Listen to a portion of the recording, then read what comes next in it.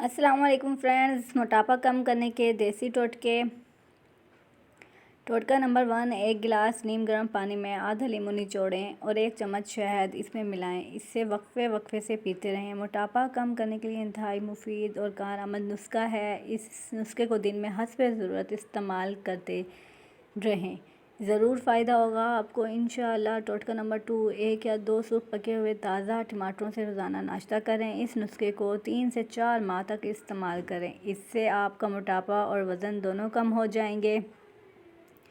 ये इंतहाई मुफीद नुस्खा है।